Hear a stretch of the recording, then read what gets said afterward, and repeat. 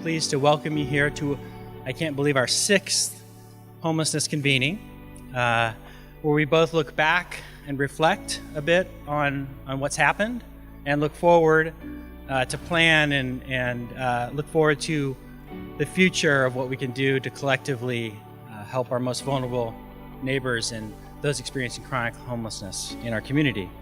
It's really nice to be in a room with so many folks who are doing such incredible work every day, and it's really fantastic to have this opportunity to re-energize and connect and think about the path forward. When I was out there, I had no idea that there were people like this room right here.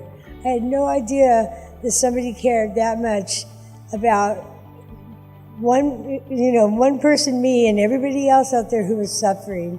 And I thank you for being here for me, and thank you for being here for everybody that you're helping today. I always go back to being able to hear a bird sing for the first time after 14 to 53 of being homeless. Sometimes we take for granted our own lives. The majority of us do not ask to be homeless. It's some circumstances that happen in that life. We don't know what they are until you talk to the person, so we can't make judgment. But sometimes you're in a better position to hear nature.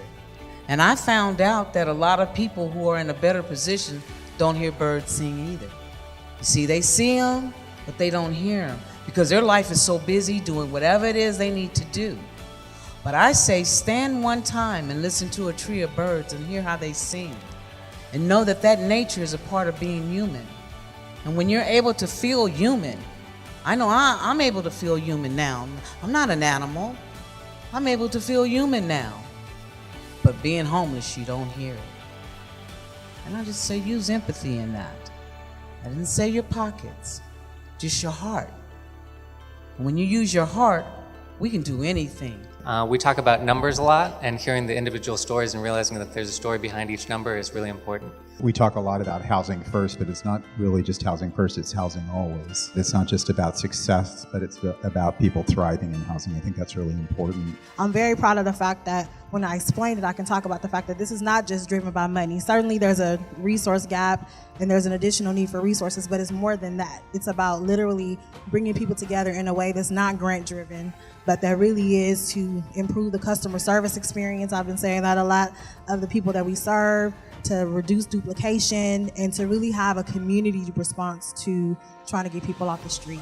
Just to be clear, I'm already incredibly proud of LA County. I think the work we do is looked at across the country as, I think in many ways we're looked at as a model. Our community has a culture that really treats our homeless neighbors like our housed neighbors. I think I'll be very proud of LA. This is really where the rubber meets the road. All of us are celebrating, we're sort of the choir, and we all share similar values, and we're all doing it because we care, and we have our collective histories and backgrounds. But at the end of the day, what really matters is how it impacts real people, including our neighbors, whether they live in a home or not. What I see from my vantage point is the level of ownership and inspiration and proactivity among the county departments who are engaged in implementing the homeless initiative strategies. The pivot that we've seen to local communities, every single community talking about ending homelessness, counting down to 0 versus, we housed 150 people this year, or let us tell you about some examples of great programs we have, to here's how we're doing on ending homelessness in our community and owning that as an audacious goal collectively. I think that has been such a game changer, and I just encourage all of us to keep going down that path.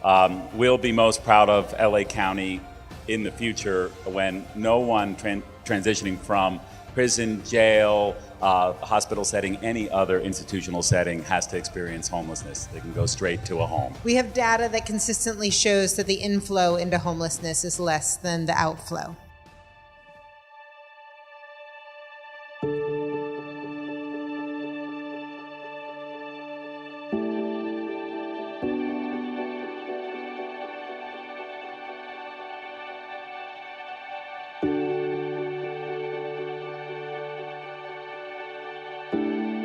Three qualities we try to have in ourselves and we look for in others are compassion, collaboration, and thinking big. And I've seen tremendous examples of those today. I haven't seen a better example of collaboration between philanthropy, the nonprofit sector, local government, thought leaders. This is tremendously powerful what you put together. Thank you for the compassion you show and the compassion you unlock. Thank you for fabulous collaboration, and thank you for always thinking big. And as Zondre said, don't get tired. Keep lighting candles, go forward. We're gonna fix this puzzle. Thank you.